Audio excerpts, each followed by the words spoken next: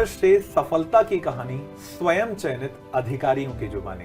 और अब मेरे सामने उपस्थित हैं चेतना रत्नाकर मैम, जिनका एजुकेशन डिपार्टमेंट में चयन हुआ है। मैडम इंदौर से आती हैं। आपको उत्कर्ष परिवार की ओर से ढेर सारी शुभकामनाएं। धन्यवाद सर। जब रिजल्ट आया उसके बाद, जब आपने अपना रोल नंबर देखा, अपना नाम देखा, उसके बाद कैसी फीलिंग आती है? जब रिजल्ट आया था तब मैं मंदिर में थी, मैं प्रार्थना ही कर रही थी ईश्वर से। परंतु मैंने रिजल्ट देखा, बिल्कुल खुश नहीं थी, क्योंकि मुझे बिल्कुल पक्का था मेरा डीसी है। मैंने मेरे पेरेंट्स को बताया, पापा मम्मी की मिक्स्ड फीलिंग थी। वो मुझे शांत कर रहे थे कि ठीक है, हमें अच्छी पोस्ट मिली है। तो मैंने मेरी दादी जी को बताया, हमारे बड़े बुजुर्गों को धन्यवाद कहा, फिर तो सेलिब्रेशन स्टार्ट हो गया।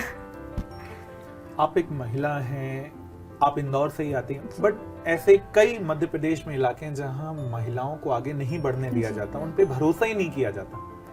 तो आप जैसी उदाहरण है, आप उनको क्या कहना चाहेंगे? क्या उनको विश्वास करना चाहिए, क्या करना चाहिए? मैं कहना चाहूँगी कि हर पेरेंट्स को अपनी बेटियों को एक मौका देना चाहिए। बेटियों को अपने पेरेंट्स को विश्वास में लाना होगा कि हम कर सकते हैं।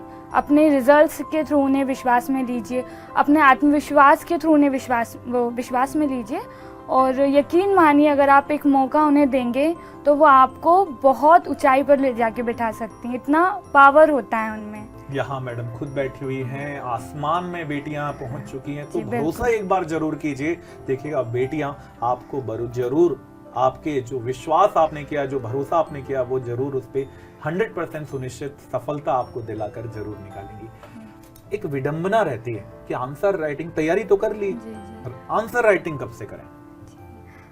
ये सबका पर्सनल हो सकता है, बट मैंने आंसर राइटिंग प्रीलिम्स के बाद से स्टार्ट करी थी, क्योंकि मुझे अपने राइटिंग प्रैक्टिस पे बहुत ज़्यादा बिलीव था। मैंने प्रैक्टिस करी थी, मैंने कुछ टॉपर्स के व्यूज़ देख लिए थे कि वो किस तरीके से 3 मार्कर, 5 मार्कर, 11 मार्कर अटेंड करते हैं, किस तरह से डाइवर्सिटी उसमें इंक्लूड करते हैं। सो उसके अकॉर्डिंग मैंने कर लिया था, एंड देन मुझे विश्वास था अपने आंसर राइटिंग पे। क्या मेंस एग्जाम के पहले हमें शॉर्ट नोट्स बनाने चाहिए? ये भी पर्सनल हो सकता है। मैं शॉर्ट नोट्स नहीं बनाती थी, मैं डायरेक्ट बुक में हाईलाइट करके पढ़ती थी, और अगर मुझे कुछ थॉट्स या फिर कुछ डाटा होता था तो मैं वहाँ पे नोट्स, स्टिकी नोट्स से काम चलाती थी। बट शॉर्ट नोट्स बहुत ज़्यादा इम्पॉर्टेंट हो जाते हैं हमारे मेंस के समय।